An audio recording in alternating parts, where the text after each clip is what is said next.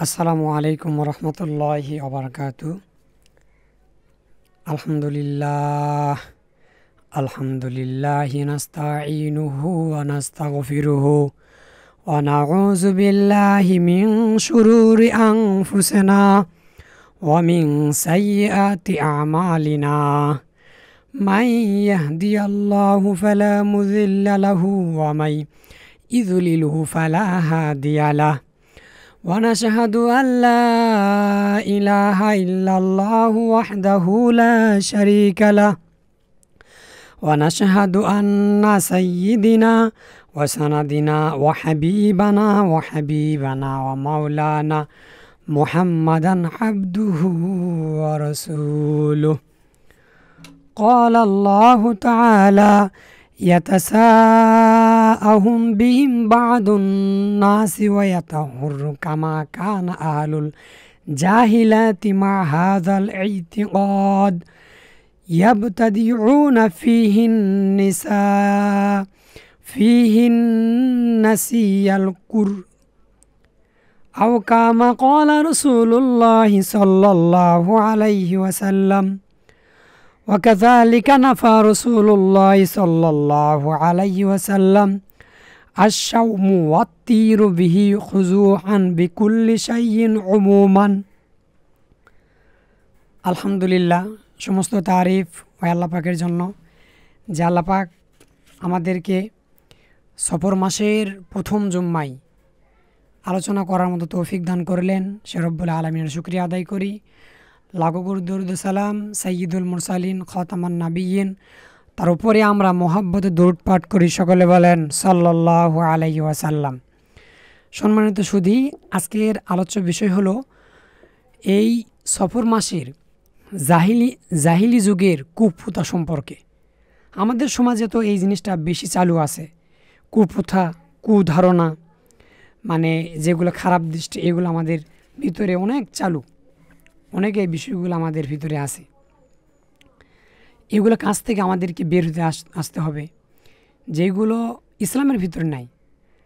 মাহে সফর খুবই নিকটবর্তী। কিছু লোক এই মাসকে কুলক্ষণের মাস বলিয়া অশুভ ধারণা করিয়া থাকে। যেমনটি জাহিলির যুগের লোকেরা এরূপ আকিদা রাখিত যে অত মাদ্রাসাটি অগ্র সরাইয়া দেওয়ার জঘন্য প্রথা আবিষ্কার করেছিল। সুতরাং আল্লাহ তাআলা উহাকে বাতিল ঘোষণা করিয়া বলিয়াছেন, নিশ্চয় কোনো মাসকে অগ্র অধিকার দেওয়া একটি জঘন্যতম কুফরি, পশ্চাদে করিয়া দেওয়া একটি জঘন্যতম কুফরি। আল্লাহ হাবিব বলেন, ওয়াকাযালিকা নাফসু রাসূলুল্লাহ সাল্লাল্লাহু আলাইহি সাল্লাম। আর অনুরূপভাবে রাসূল সাল্লাল্লাহু আলাইহি সাল্লামের বিশেষ করিয়া এই মাস সম্পর্কে সাধারণভাবে অন্য প্রত্যেক বিষয়ে অশুভ কুলক্ষণ আকিদা পোষণ করা হইতে নিষেধ করিয়াছে। ফলে এই নিষেধ বাণীর দ্বারা আমরা আমাদেরকে নানা দুশ্চিন্তা ও দুর্ভাবনা হইতে রেহাই দিয়েছি। আল্লাহ হাবিব সাল্লাল্লাহু আলাইহি সাল্লাম বলেছেন, লা আদা ওয়ালা তিয়ারতুন ওয়ালা হামাতুন ওয়ালা সফরন। হাদিস। আল্লাহ হাবিব সাল্লাল্লাহু আলাইহি সাল্লাম বলেন, রোগে চোয়াস, কোনো জিনিস কুলক্ষণ, পেঁচার ডাক এবং সফর মাসে ইত্যাদি অশুভ বলিয়া কোনো কিছুই নেই। আমরা মনে করি যে যদি পেঁচা ডাকে বা রোগে সোয়াস, যেটা আমি মনে করি অনেক সময় আমরা মনে করি যে কোনো একটা রোগ, সোয়াশায়ী রোগ যেটা আছে, আমরা গ্রামের পোতায় বলে ফেলি যে এই রোগটা হয়তো সোয়াশায়ী, এর গা থেকে ওর গায়ে যাবে। আসলে ইসলামের ভিতরে সোয়াশায়ী রোগ বলতে কোনো রোগ নেই। আল্লাহ হাবিব সাল্লাল্লাহু আলাইহি সাল্লাম বলেছেন, রোগে সোয়াস, যাকে বলা হয় যে সোয়াশায়ী রোগ আমরা সমাজে বলি, এরকম কোনো রোগ নাই। আর সফর মাস, পেঁচার ডাক ইত্যাদি সফর মাস অশুভ বলিয়া কোনো কিছুই নাই। আল্লাহ হাবিব সাল্লাল্লাহু আলাইহি সাল্লাম বলেছেন, কলা মুহাম্মদ ইবনু রাশিদ ইয়াতাসাউ মুমিনু, যে মুহাম্মদ ইবনু রাশিদ রাদিয়াল্লাহু আনহু বলেন, সফর মাসের আগমনকে লোকেরা অশুভ বলিয়া ধারণা করিত।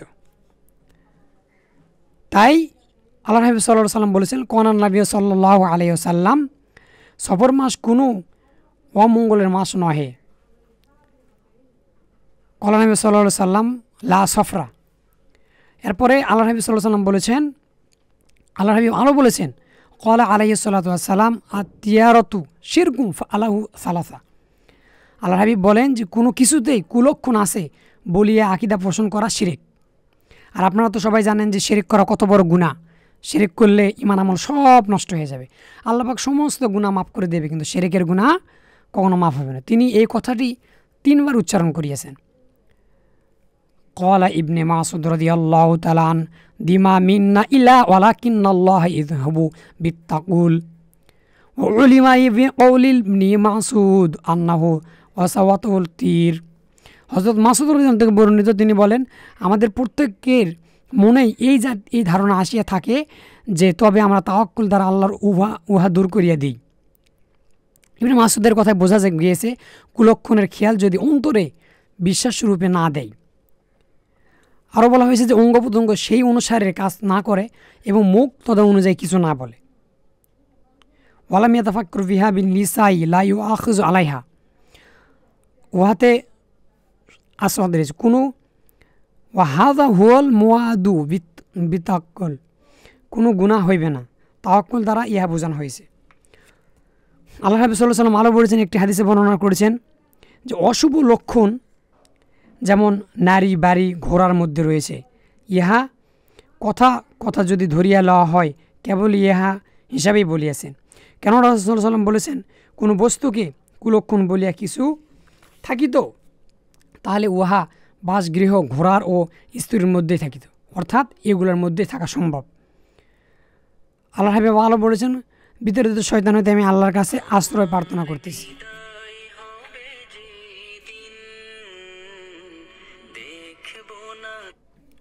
আসসালামু আলাইকুম।